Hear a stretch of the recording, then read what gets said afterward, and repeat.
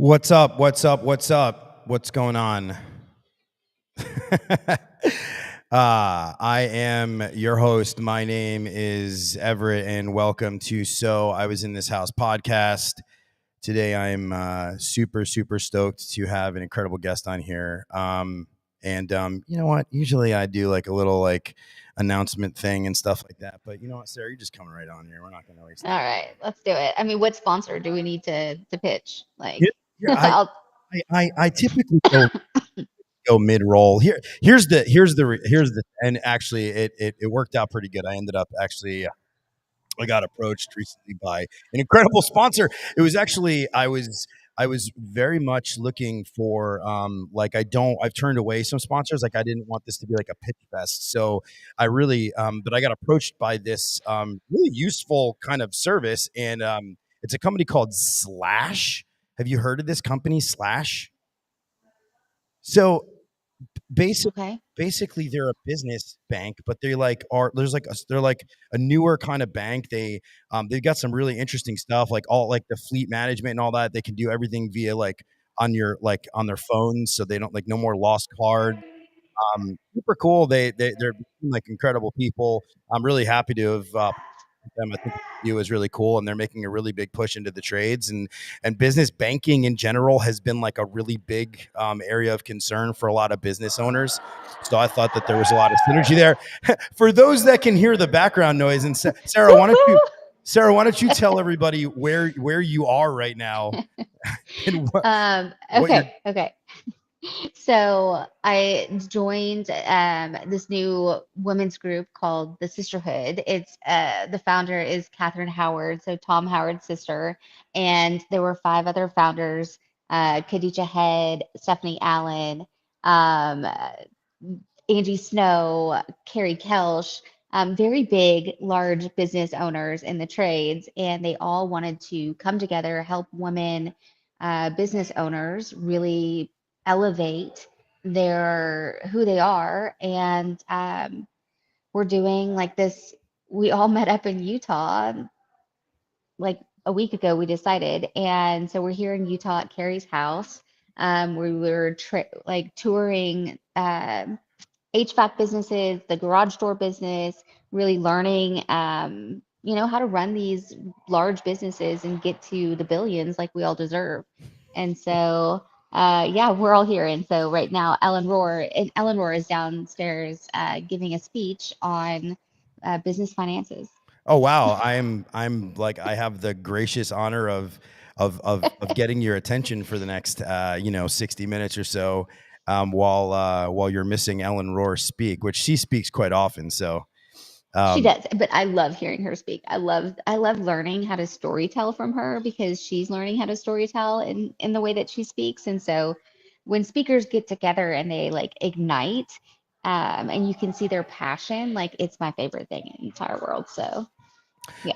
so tell everybody like that maybe doesn't know who you are. I have some listeners here that are like from actually that work in the field, some that are not even affiliated with home services. Like just so who are you? Why are we talking?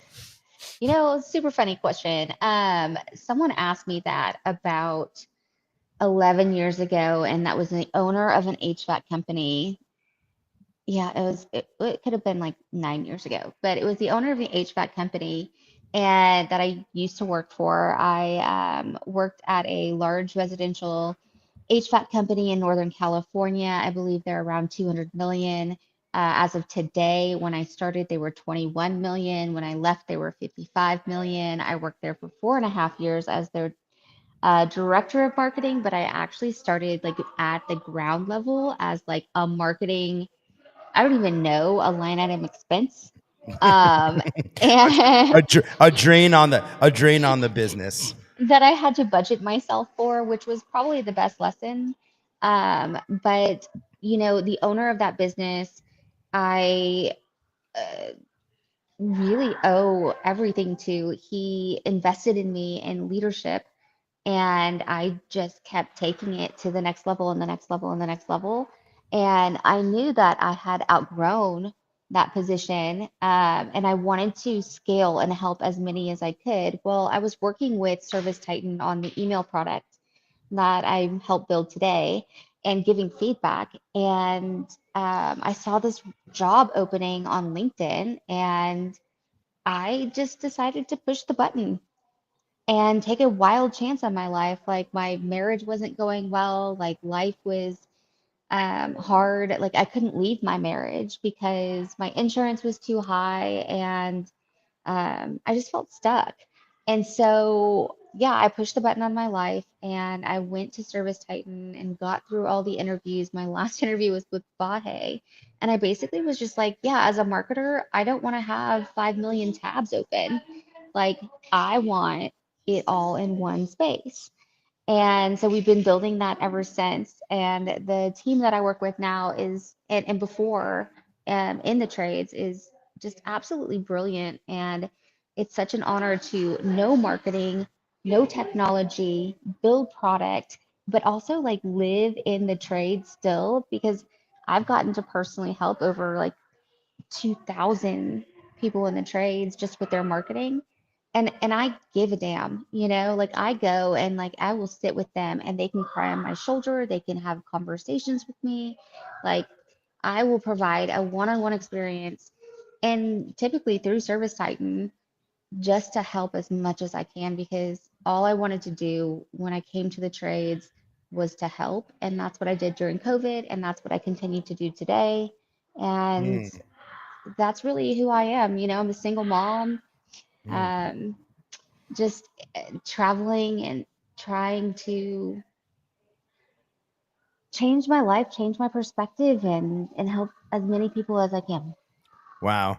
You know what I is such a profound observation that I have about the trades in general is like back in the day, the viewpoint of the trades was so different than the opportunity that it can provide you today. Hmm. And like, I've heard so many stories of people like Catherine, right? I mean, she Yeah. was going to be successful no matter what she did. And for those that have not listened to the Catherine Howard episode, I will tell you right now, 100% you need to listen to that episode because she is like bonkers. Get that girl in a long form conversation for an hour, and it's like, it was pretty crazy. But the perception is very different now than it was, and like you're part of a big part of that reason too. Your travels, you meet people, you're implementing things in people's businesses, you're building incredible things. In fact, so what year it was Marketing Pro that you had started, right? At or you were part of that initial team at ServiceTitan? Yeah, yeah, most definitely. So it's a pretty new product. It's like I've been at ServiceTitan 5.5-ish, almost 6 years, and the product was only a year old when I started. Yeah. I started, yeah. So I mean, like built from the ground up with the trades for the trades, and that was really cool. But I mean, the coolest part was seeing how people use it and seeing like the different way businesses don't use it at the same time, Mm. right? And really understanding the complexities of the operations and from small to large businesses. And it's been an absolute honor. Explain to people that may not know exactly what you do within like the realm of ServiceTitan. Like, explain it so that Okay. there's a clear understanding. Okay. It's never going to be clear. Okay, never gonna. So So just to be clear, this is it's never gonna be clear. yes, no, clear as kind. So I totally understand.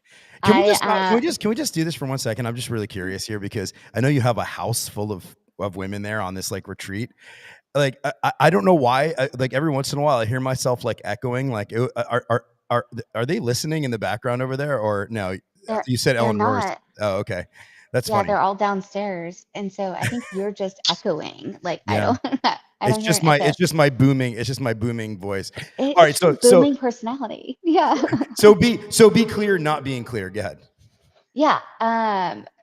What was the question? We were talking about clear as kind and Um, what do I do? Okay, yeah. I am the director of pro content. And so I build product, which is email templates, direct mail templates for Marketing Pro, along with SMS campaigns. I've built a product called Autopilot, which is basically where AI is going to take the campaigns that are already created, so marketing, and automatically create an audience for you and send with what you need. That's mm, Marketing Pro, right? And so, um, you know, all of our email templates, all of our direct mail templates are built by the trades. Like they're built by me. And so they have significant revenue behind them.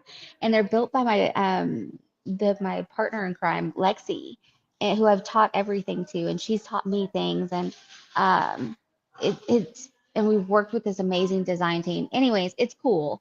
And then the secondary part is I worked with Field Pro and I created a product called the Pro You Know, and it brings in sales professionals, sales leaders, like Keith Mercurio, Jerry Rowlands, Eddie McFarland, Katie Higgins, Phil Fulaski, and we get real and have conversations about technicians in the home, mindset, mental health, leadership, and we're bringing that inside of the product to coach people and like technicians and sales representatives in the trades, project managers, whatever you'd like to call them, depending on your company. mm. Um, so, like that's some of the things I do at Service Titan. The biggest thing that I really love is I teach. So I created marketing summits with my team, and we go out there and not just teach Service Titan and work to sell our product. That's not what it's about. It's about helping the trades as much as we can. And so we teach marketing, we teach AI, we teach the trades how to implement. And same with Field Pro. We'll bring out Eddie and Jerry and Keith and Katie and all of them, and Stephen Van Horn. He's another big one. And let them lean into the trades and teach content at scale because, even with AI, there's humans in the loop. And so, yeah, we just teach content that will help your conversions and drive your revenue forward. So the title of this episode was "Is AI coming for your job?" Mhm. And so talk about that because a lot of people are I mean, this is a big topic, right? And what's your take on this? I mean, are people losing their jobs? I believe that people will lose their jobs if they feel insecure enough not to move forward with AI. If they lean into their insecurity of fear and realize that AI is a tool to help you become more efficient and automate the redundant tasks that we have been doing daily or maybe weekly that are not necessary. And we do those tasks to make us feel more secure about our careers when really those tasks are weighing us down and costing us money on the bottom line. Mm, So, like, I think that it's about having real conversations about, let's measure our time and effort the right way instead of saying, hey, I need to spend time here. Like, that's not, you don't need to spend time everywhere. You can't be everywhere. That doesn't even make sense. mm, So, lean into AI, lean into the tools because, first off, like, yes, the input is only as good as the output, but or the output is only as good as the input, but at the same time, like it can curate and create, and it's creating a world of creators that I just think is amazingly beautiful. And I just think that people are scared, and the ones that are scared are resisting, and they're the ones that are going to lose their jobs because they're resisting technology, and that doesn't even make sense. It's like, would you resist the internet? mm. Like, yeah, I've heard a lot of people say like it's here whether you want it to be here or not. But I'll chime in here. I was pretty anti AI for like a while, and Yeah. so now, like, I don't know, in the last few months even, um, I I, I could tell you this. Um, let's say you have a program that you're designing, that you're working with, right? That helps feed the business. Because at the end of the day, right, it's about feeding the business and creating revenue generation. I mean, I run a fairly sizable like HVAC company. And I could tell you that if I had a tool that could help me to generate more business, what does that mean for the rest of the staff? Well, the service guys are going to work more. The installers are going to work more, right? The staff inside the office is going to work more. Like, everybody's going to work more because you're going to have more to do. And I would gear a lot of those mundane tasks for me. This is my view on it, is like I would move them into more revenue generating activities anyway, so that like we'd have more for marketing and for company parties. I don't know, for all sorts of stuff, right? Because I just, action begets action. I just think that's interesting. But you've run into resistance, I imagine. And what are some of those conversations? Like, have you ever? Let me ask you this: have you had a situation where you run into resistance from somebody, or from an organization, and or from people, and then somehow like it made sense, and then you have a success story on the other end of it? I think it starts with the resistance because of the unknown. And it starts every time with a different kind of story. And of like and I think that as AI evolves, like we are going to have to build trust into it so that you can have your confirmations because there are the people that still want, the click of the button.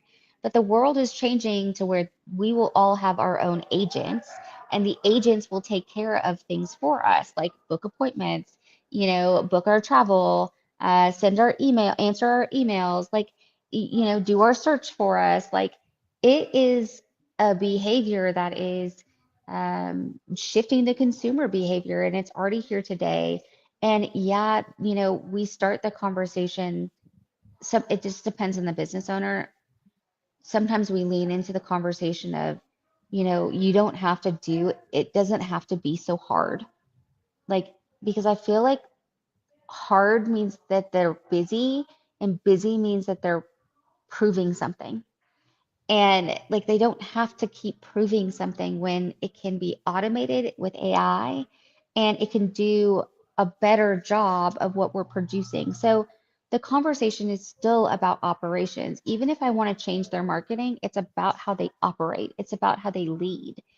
And I think, like, you know, you have to approach it differently with everyone. I have one business owner who is my best friend, Katie Higgins, and she loves AI. Like, I can send her song. Like today in her morning meeting, we had her whole team create a bunch of songs for her business, and they were excited about creating and becoming the creators of the company. See, Um, that's where I draw the line. I draw the nope. line at musical creation. Well, I do only I know because you're a musician. like I create, but I will tell you nothing will replace like a dude sitting there like playing. It just won't happen. Like I don't care how great the music gets, it doesn't matter. Look at concerts and look at like live performance attendance is through the roof. people Hmm. people want that. So in like your business world, like yeah, sure, and you're going to implement AI in all sorts of other ways, but I do think that actually I have the reverse thought, which is it actually ends up you be kind of have more time to do more human stuff because you're not doing all the mundane stuff. I'd rather What have would more you do time. with your time, right? Where would you actually It's a want to spend resource. it? It's a resource you can't get back. But let me ask you this. So go rewind your journey all the way. Go back all the way, all the way, all the way, all the way, all the way. You started at an HVAC company or a services company in Northern California. Is that where you grew up? No, I Oh. am from Dallas, Fort Worth, Texas. Oh, you're from I you're from my neck of the way. Did you grow up in I Dallas? am. Did you No, grow up in I grew up in Keller. I went to high Keller? school, yeah, in Keller, Oh, Texas. Yeah, nice. Yeah. yeah. So I stayed there for up until I was 17. I graduated high school early. And you bounced. I bounced. But I went and followed a boy. I followed my heart, and I went to I went to a really small town in Tennessee at a junior college when I had a really great GPA and I had some scholarships. It's okay. Like, this is my path, and I've got two great kids off of it. So it worked out. And then I went to Alabama, University of Alabama in Huntsville, the NASA school, not the cool school with the football team. It's the school for like NASA and engineers and whatnot. I decided to get a marketing degree from there. So I did that. So you went to an aerospace engineering school and you got the most logical degree to get there was marketing. It made the most sense. I was constantly wondering why the math classes were so hard. I did no research. I literally just followed this boy. And um Was it the same boy? no, not Oh my god. whatsoever. By Um the way, this is now your nickname. I've just named you the NASA marketer. yeah, that has nothing to do with NASA. But yeah, so I know a lot about statistics, logistics, business law that is probably outdated at this point, and a ton about marketing. And I've been learning as I've been going. And um, I've had random jobs. Even after my degree, because the 2008, like everything collapsed. And I Mhm. had a kid and I had to work at a thrift store Oh, that was my cool. family owned. You got paid to Yeah. thrift. Yeah. So What in you before went you came back before to it was cool. Dallas? That was in Dallas? No, Uh, no, I went and moved to Carmel, California. I know people are going to be like, "Oh, poor you." I went to take care of my grandmother after college in Carmel, and I worked at a marketing agency there, met my children's father, and had my first child. The economy tanked, and I went out and tried to get whatever job I could to support us. hmm. So I worked at a chiropractic office. I did random event marketing. So I was like, I went to one of the Google Zeitgeist and handed the name badges out to celebrities, and one of them, no joke, was Will I Am. And I asked him because I didn't know who he was at that time. I was like, "What is your last name?" And he's like, "I'm Will I Am." And I was like, "Is your last name M?" I kid you not, he stared at me, and I was like, "This is." And then I went back and told my husband at that time, and he was like, "Yeah, you don't know who that." And I was like, no, but I couldn't find his last name like for a good 10 minutes until someone had to help me. So, yeah. And then after that, I went to work at like wineries and then I worked at a alcohol retail store shipping boxes for or shipping wine shipments Hmm. for Christmas for seasonal stuff. And someone finally gave me a chance in there only because of a family friend of knowing somebody and moved up to the corporate office. And then from there, I led the call center there, and we ran 177 alcohol stores. And that was really difficult. But I wanted to get back into marketing. And so they let me do some of their marketing stuff. And their marketing guy left the alcohol store corporation and went to HVAC. And he called me one day and he was like, Do "Hey, I we know HVAC's not sexy, but let's go." And so call it? Do people in the world call it the alcohol company, I or didn't know what to is call it a it. liquor? Liquor store. It's a liquor store. So hold on. It's liquor. If I had a map, I could go like, okay, it starts in Dallas, Texas. It goes to like Podunk, Tennessee. It comes down to Wichita in Alabama, and then like you worked as a marketer for NASA there, No. and then it goes. Well, no, you got a degree in marketing at the NASA school, Hmm. and then it goes all the way to Northern California. And here you are and in Utah now. But no, you're not in Utah. You're still in California now. You're still in California. I'm still in California. Yeah, Yep. well, yeah. So that's pretty cool. I like that journey, and I like the fact that you were. Here's one thing though, I didn't hear on that list, and I'm not sure if this is there. Did you ever work at a restaurant? Oh yeah, in Oh, college I was, yeah. I mean, okay. like I started working when I was 15, right? So Yeah, I haven't stopped. I've always had like two or three jobs, and not really like times it was to support myself, but at other times, like now I own two companies, plus I work at a, ServiceTitan, and I don't know if I do it just to torture myself or if I just think it's super fun and like I'm yeah. super passionate. And so it's just really hard. I'm really built the same way too. And then like I don't know how about you, but like it's like go go go go go a million miles an hour, a million things, everything on your plate, everything on your plate, everything on your plate. And then like I don't know, when I crash, I'm like done. Like my brain is fried. I can no longer have this conversation. But like I usually operate at like between like 98 and 99 to Hmm. 105. Yeah. Hmm. Yeah. Yeah, no, my human design is it's a manifesting generator, or it's a generator. And so like I can go for a long time, but when I have and need my space and quiet, like I need absolute quiet. Mm. Um, yeah. So So so uh have you ever taken the Clifton Strengths personality profile test? I have taken a lot of personality profiles. I don't know if I probably have. I think the last one I remember is DISC. Yeah. So it like segments your personality in 32 different or 30, now they're up to like 37 different like categories. And so it breaks you down and then it gives you your top five. That's like their Mm, thing, right? And like, so your top mm, five or six. And I've taken like the workshops. And so the reason why I ask this is because like there's certain personality types that like absolutely have to wake up in the morning and like do things and get things done or else you feel completely unfulfilled. Like mm. the sky is falling if you did not get things done. And so I fall into that category, unfortunately. And Yeah. I would imagine you do too. Um Depends on the day. I can turn myself off. Something that I've taught myself. It's like, do I turn off? Because I could be like this, all the time, like this jackrabbit of like energy.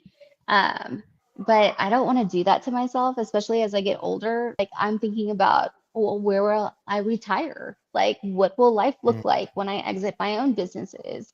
What will life look like? Uh, like paint it done, and instead of just chasing, like I don't believe in, I'll chase my dreams, but I'm going to achieve them, so I don't really have to chase them. I just have to point myself in the right direction. mm, yeah. What are these other ventures that you're involved in? Yeah, well, our trademark podcast, that's a big one.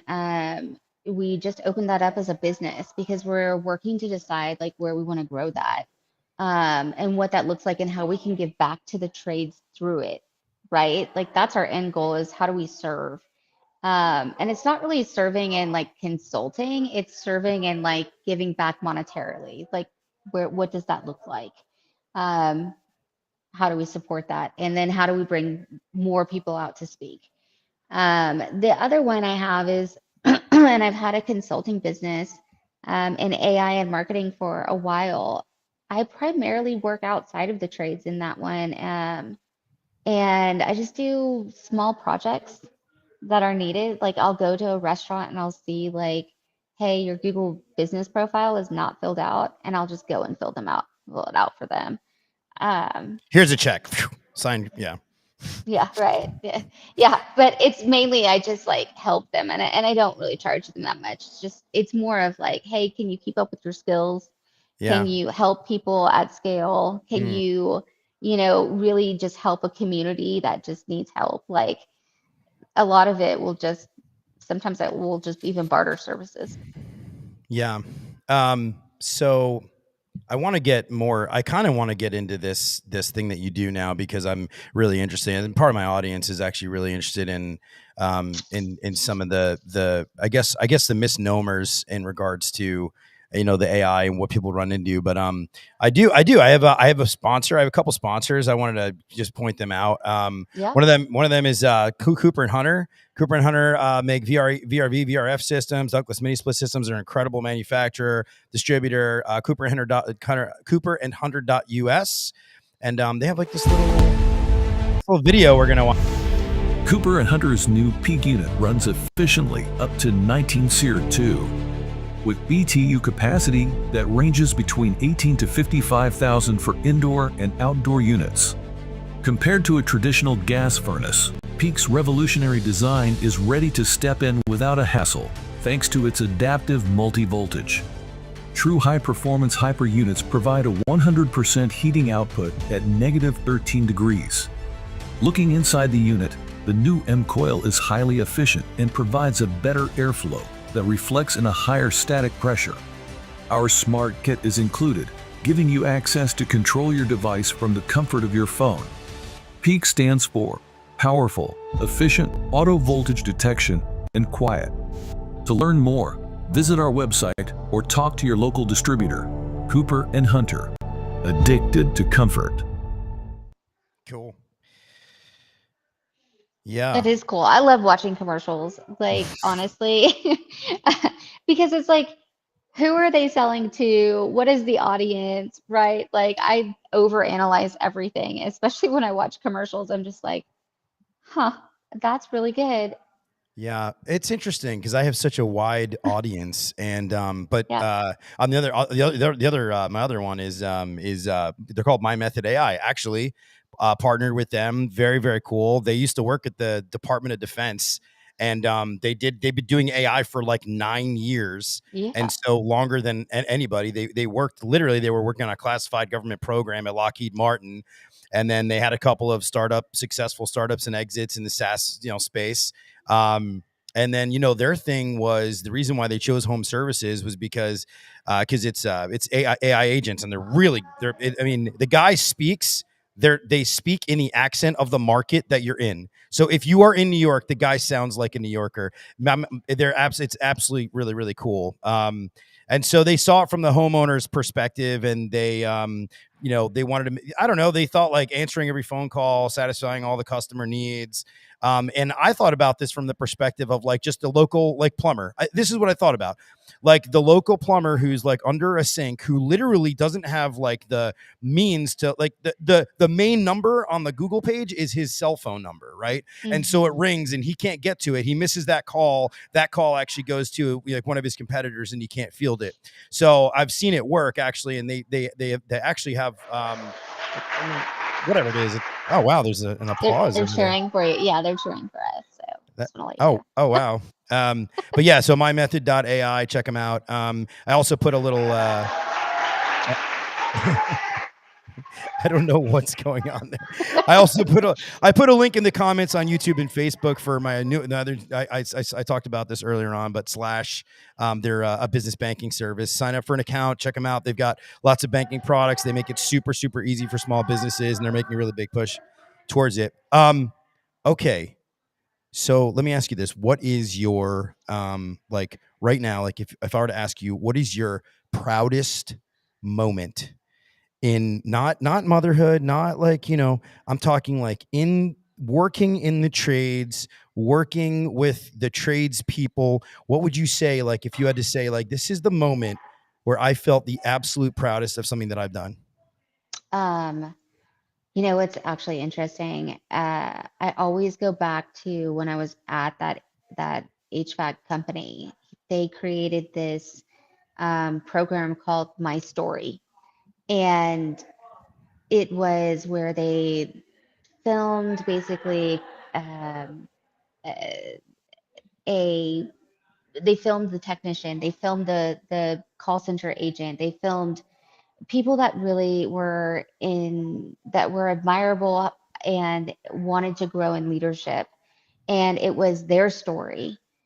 And at first it was more about, hey, tell me where you grew up, tell me what you did, tell me whatever. Like it was pretty like just let me showcase you.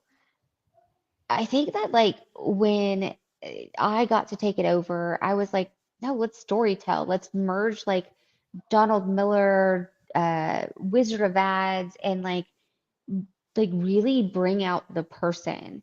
And so I got to film and create stories for a lot of different technicians and comfort advisors that we called them back then, and CSR managers, um, and every single time, even when the camera was rolling, I gave them the safety and permission to be whoever they wanted to be, to tell me whatever they wanted to tell, so that I could recraft the story so that they could see what might have looked really hard, really became really beautiful to the moment that they are today.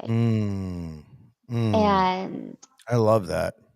that was that's the most proudest thing I've ever done. And I look back at the videos and I'm like, I could do better. But at the same time, like I still have people come to me and they're like, it really meant something that you took the time to recreate my story that I felt so sad about into something that I feel really proud about.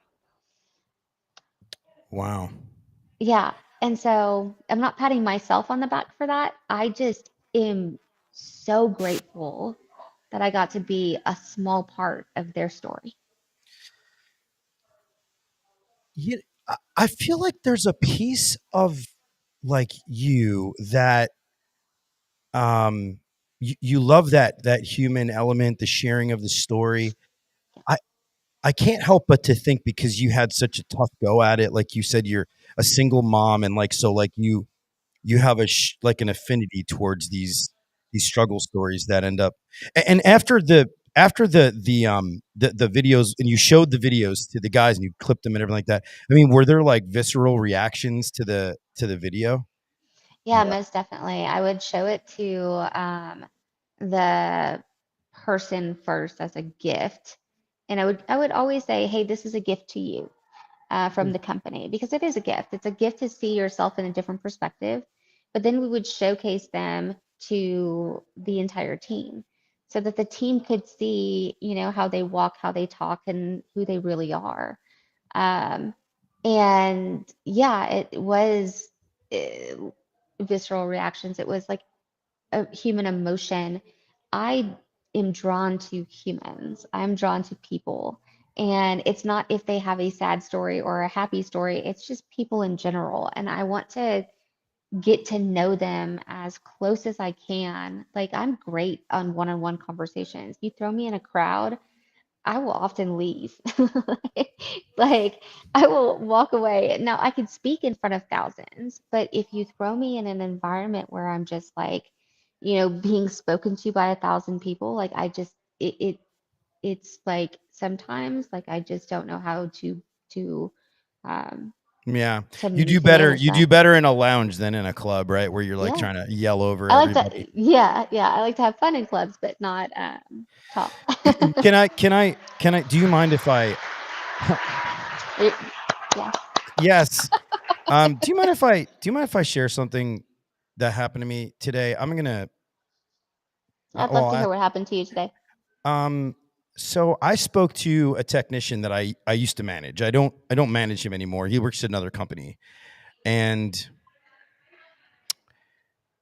as I was trying to get off the phone with him, I had like things to do or whatever it was, and he's a really great technician now. When he started out, he was green and he was okay, but he was not like the guy that he is now. I mean, here's the deal. Here's a kind of like just a kid with a lot of hustle from not necessarily the streets, but like he's rough around the edges a little bit, but he's really great dude. He's just a great dude, and he ended up like this year he's gonna get darn close to like almost 200 grand worth of like income, incredible like technician, like just like only because he works so hard and he communicates so well that he's just made himself, people just they like him, Hmm. they like to work with him. I ended up he said to me, he's like, hey, before you go, I want to tell you something. He's like, ever since you left, he's like, we don't, those motivational meetings you used to do with us where you did all this personal development and you didn't just like berate us and all this other stuff, but you really grew us and you told us to read and you told us to the things to look at and the growth sort of things. And he said, I talked about that book by Timothy S. Grover. You've probably read it before. It's called Winning, and Hmm. it became sort of like a really big thing for me. I don't know if you read the book or not, but I have. I find it to be an incredible book. And so he started like doing research and talking about how to become a better winner and what it means and how hard you have to work and how much you have to read and how much you have to self develop. And he like super thanked me, and I was actually like really just, I didn't expect him to say it, but I was like, that's awesome. He's like, I want you to know, like, you're like the reason, like, you kickstarted this whole thing, and I'm like so proud and happy to have had you as my manager. And I was I didn't even really I don't know how to react. I was just like, dude, it means like so much to me. Like in the moment though, yeah, and that's my proudest that's right now to date. I mean, might be one I of my prouder professional moments. Yeah. I love that. I love Yeah. that. And the only thing that you have to do is just say thank you. Yeah. That's it. Yeah. Like everybody, you want, That they're seems like, like oh, here's, it seems like a simple it, answer. It seems like a simple answer. It could also be but disingenuous, but I can't hide the fact that I'm so happy that somebody else's life is so affected by some. And I said I'm just really happy to be a part of this, a small part of this journey, right? And yeah, and I think that's what people are afraid of as it pertains to what we originally talked about. Like yeah, is AI coming for your job and everything else? I think people are worried that like it's going to sort of take away the human element of like what we do every day. But I'm gonna, and I'm sure you would maybe add to this, but like my thing is like I love having conversations, and if I'm lost in the doldrums of things that I'm doing, I can't hmm, have those conversations. And I want to, hmm, like, I would instruct anybody that's using any sort of AI tool, be like, great, use that time, don't shortcut it, and actually create a better human connection. right, yeah. And what if the worry that we're creating is created? Oh, Does like it that make doesn't sense? really exist. Like It there's doesn't, no, it's there's just a no. lie that we tell. Well, it's a lie that we tell ourselves to keep ourselves busy, and busy is an unproductive word. And it's like, do we need to be that busy? Do we need to use the hustle and grind culture, or can we like fully take respect and ownership of our time and our life and lean into something that is innovative, that can make us as humans more efficient, but us as a business owners more efficient, and give back our time to where it really matters? I think like that's what matters. I think like that's the conversation to have. All the ladies are coming back up now. Oh, well, tell Catherine I said hi. Uh, Okay. yeah. Oh, so I don't know how long we're gonna be able to keep this Yeah. conversation, but let me ask you this: what are you working on right now? Right now at a lot of things. Well, at ServiceTitan, we're primarily working on our agentic experience called Atlas. And that is in private preview right now with Marketing Pro. And that is an agentic agent that will look at your data and propose the right marketing campaigns to set up and automatically go. Um, it's really cool. And I think a lot of companies are working on agentic experiences, but the companies that will win are the ones that are closest to your data. When you say And agentic, you're talking about like explain it for like somebody who has no idea what agentic means. sure, instead of you having to go and click 7 buttons to create a campaign or to run a marketing campaign inside of a software system, it can be done for you. So right now on the news, you could hear, "Hey, ChatGPT launched its experience inside of your internet search." Sorry, I'm going to try to break it down as fast as like as simple as possible. Inside of your internet search that will take over the search that you are looking for. So say you're, I want to book a trip to Greece. Can you, agent, go do this for me? Like that's the experience that is going to happen.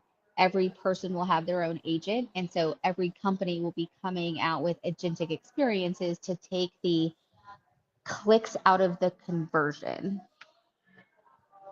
I know it sounds crazy. It sounds complicated. It's not. Like you're just going to have to update, everything for a conversation.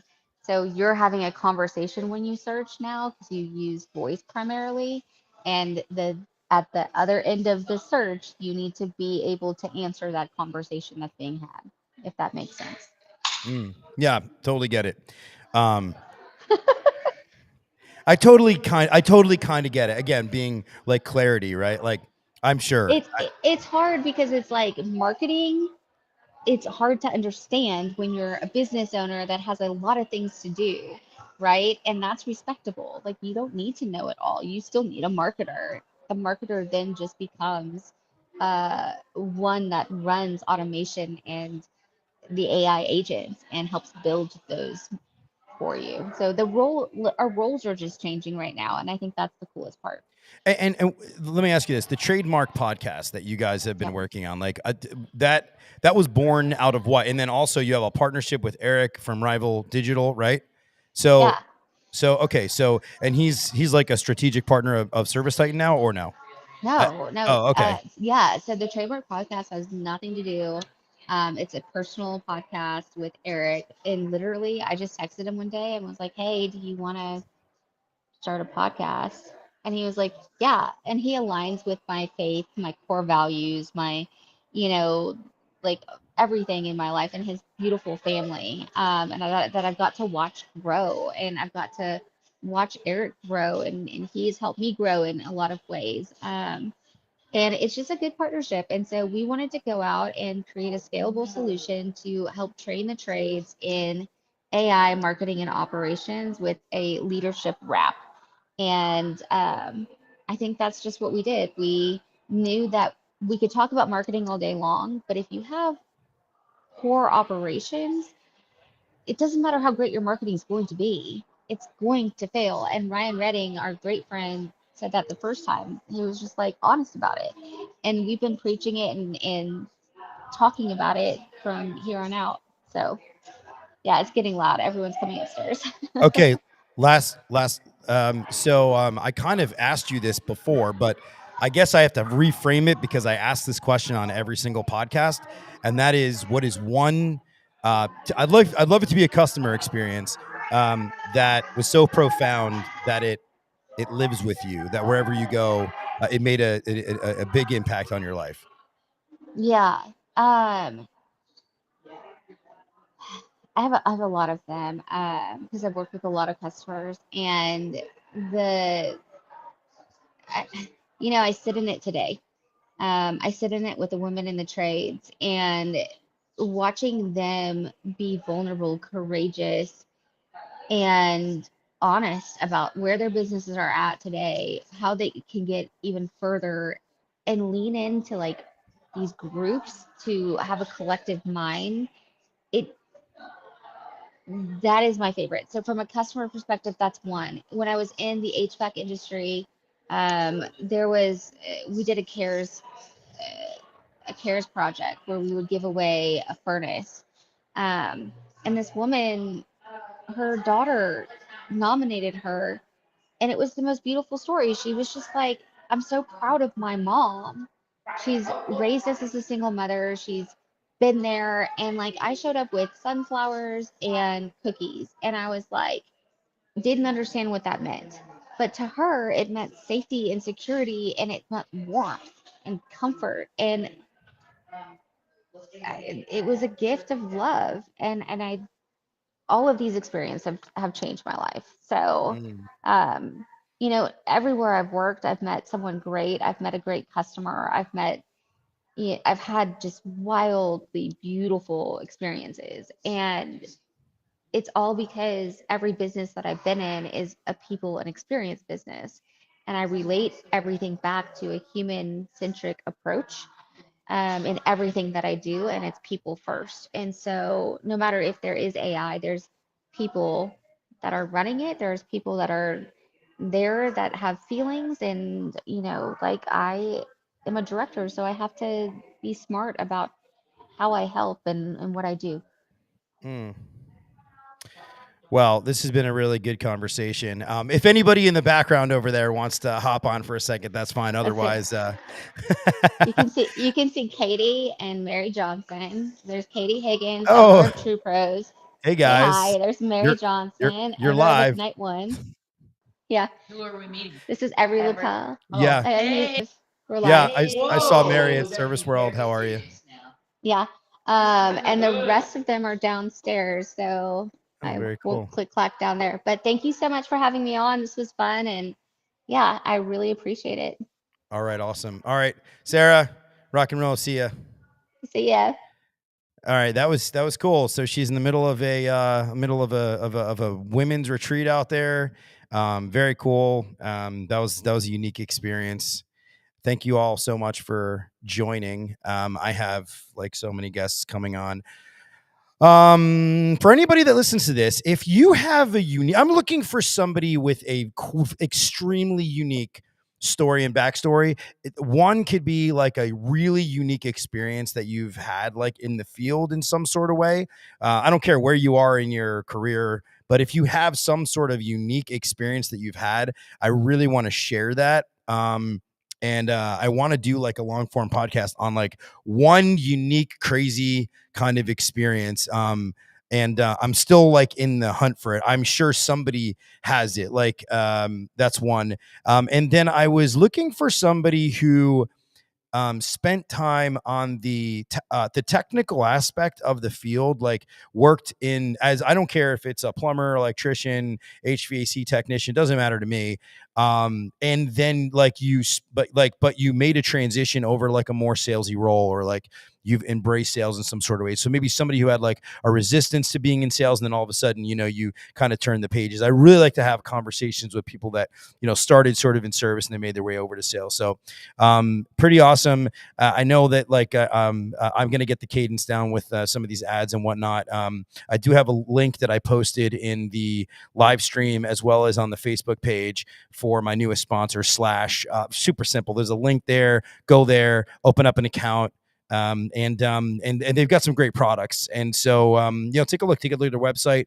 I think the website is actually just slash.com. I think that's it. I think it's slash.com or slash.com. I think it brings you there. /bank. Anyway, awesome. See you guys next week. There were 2 audio episodes that dropped this week. And then I have another like 2 dropping, and then I'm all sort of like it's becoming like the audio is becoming like caught up. So that's really great. And yeah, so and I've yet to drop my interview with Cristiano. That's gonna be coming up soon too. So thank you guys so much, and